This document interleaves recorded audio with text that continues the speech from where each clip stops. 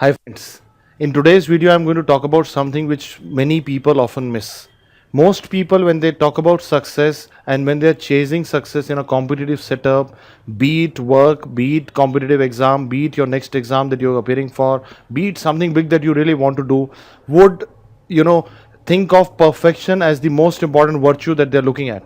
And today I'm going to tell you something else. I want you to know even more important than perfection is the speed in which you are going to work, speed in which you are going to execute your ideas. So the topic of my title of my video today will be speed.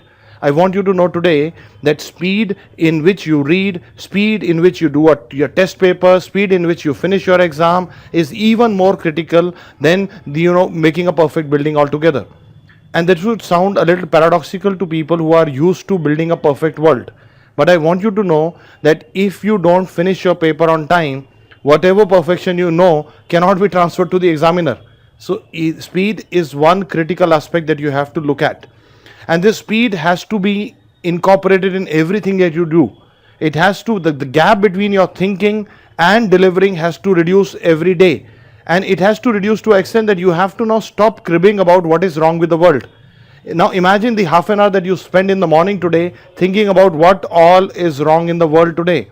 Rather than putting your thought into action, you spend your time cribbing, complaining. Imagine the 4 hours you did thinking about what all can go wrong. You have to now stop that, cut out that extra time that you're spending on everything else, and cut out that time that happens between your thinking and executing. And that time is the critical asset that you have.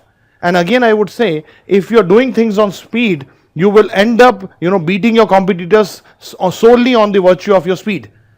Good people who are winning are reading fast, they're delivering fast, they do exams on time, they finish the paper on time, they revise fast. Speed is critical. And I want to show you a paradox. Most people, when I ask them that what do they want from life, they want it very fast. You want to become a great surgeon very fast. You want to wake up tomorrow, you want to be the most famous surgeon in the world. You want to wake up tomorrow and you want to have a fleet of cars outside, you want your private jet, you want everything tomorrow. Okay, but when it comes to working, you are going very slow. So I hope you see the paradox that you want the fruits of your work very fast, but you don't want to work fast.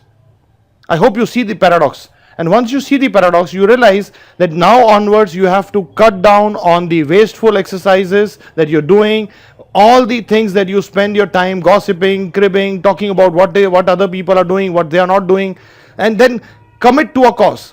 And when you commit to a cause, let's commit to the speed as well.